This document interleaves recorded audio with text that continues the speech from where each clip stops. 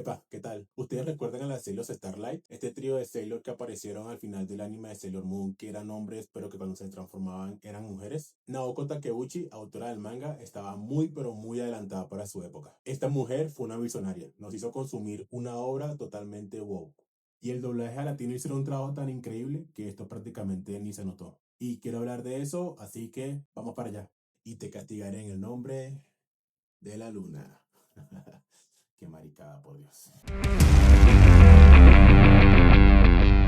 ¿Ustedes se imaginan la polémica que se hubiese generado si el doblaje al latino no fuera adaptado de cierta manera a la obra? En una época en la que el anime era muy mal visto por la sociedad, realmente realizaron un trabajo increíble. Debo confesar que era, o mejor dicho, soy muy fan de la franquicia. Me vi el anime en su emisión en los 90. En época de pandemia revisité la adaptación del 92 y por esa misma época me enteré del remake que adapta la obra fiel al manga sin relleno. Y por supuesto lo vi, y me atrevo a decir que la adaptación del 92 es la mejor, y sobre todo por su doblaje a latino, lo cual lo convierte en una joya. En los 90, que un niño viera Sailor Moon era inconcebible. El bullying que te hacían a raíz de esto era insoportable. Entonces uno veía los capítulos, y lo digo en mi caso, pero sin comentarle a nadie. Y en aquellos tiempos los foros de debates de anime no era como ahora que ingresas a un portal o desde la misma plataforma comentas lo que te pareció el capítulo generando una interacción. En ese entonces los foros se realizaban en los salones de clase, en el recreo o cuando te reunías con tus amigos y conversábamos lo que nos había parecido X capítulo de algún anime. Entonces uno veía Sailor Moon y no hablabas con nadie al respecto, te lo quedabas solo para ti.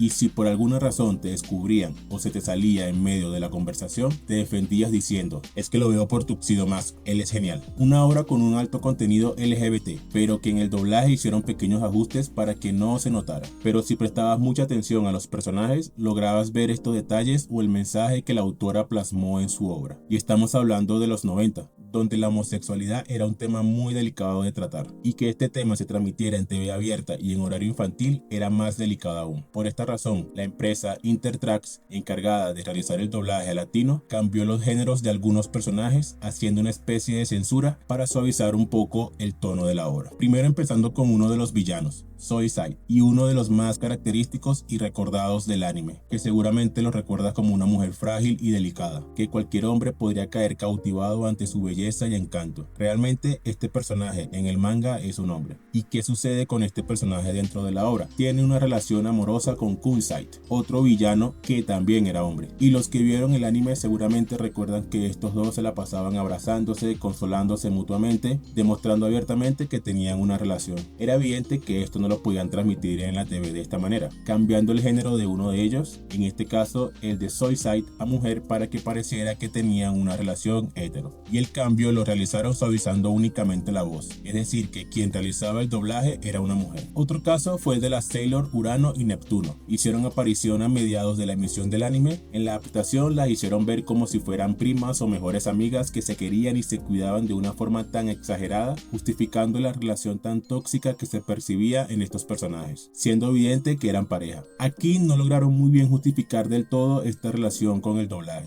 Se notaba mucho que Sailor Urano era una mujer que se vestía como hombre, dándole una voz gruesa para hacerla ver como un personaje femenino con una personalidad bastante ruda a consecuencias de las circunstancias que había experimentado en su vida, y que por esa razón siempre buscaba proteger a las mujeres como lo hacía con Sailor Neptuno, sobreprotegiéndola en todo momento. Y con Serena se notaba una interacción muy particular, justificando que esa forma de cuidarla se debía a que tenía que protegerla porque era una niña muy torpe y sobre todo porque Serena era la reencarnación de la reina Serenity y era su deber, pero se le notaba las ganas que le tenía y la relación amorosa con su prima o mejor amiga. Uno de los casos que me da mucha risa es el de la Sailor Starlight. De niño sentía una gran confrontación con estos personajes que se presentaron como hombres pero que se transformaban en mujeres y tenían un diseño bastante atractivo. Recuerdo que de niño lo conversé con un amigo. Cabe acotar que ambos nos guardábamos mutuamente el secreto de que veíamos Sailor Moon y lo justificamos diciendo que la razón por la cual se convertían en mujeres al transformarse era porque venían de otra galaxia y el planeta o estrella donde habían nacido era así. Personas hermafroditas, algo parecido como los namekianos de Dragon Ball, que no tenían género siendo asexuales. Que yo recuerde, en el doblaje no justificaron esta característica de la Sailor Starlight, así que nosotros sacamos nuestras propias conclusiones.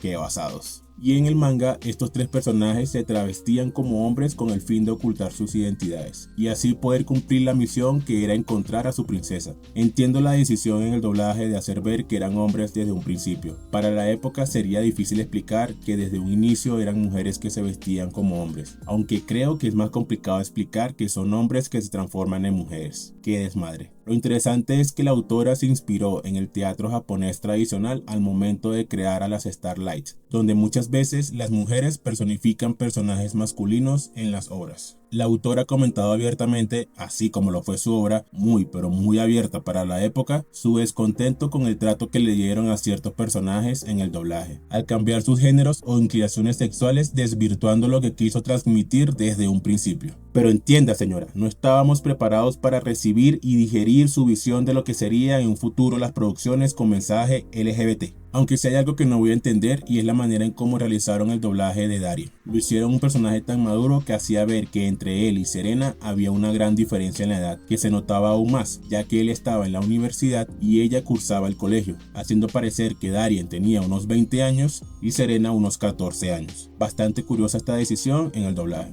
Sailor Moon fue un anime bastante controversial, con una protagonista que a pesar que estaba enamorada de Darien, se notaba en ciertos momentos que se sentía atraída por las mujeres, haciéndola un personaje bi, quizás, y por esta razón en el doblaje habrán tomado la decisión de realizar algunos cambios en personajes como Sailor Urano y con Sailor Starfighter, la líder de las Starlight, para que no se notara tanto esta atracción hacia su propio género, y así poder transmitir el anime en su momento. Y pues a este anime le tengo un cariño muy especial, y más porque ha sido de los muy pocos shoujos que he visto, y aquí fue donde me enamoré de un personaje 2D, Rei Hino, la Sailor Mars, mi reina, mi esposa, mi amor. Un anime bastante adelantado para su época y que hizo sufrir a los niños que la veíamos en ese entonces. Tiara Lunar. ¡Acción!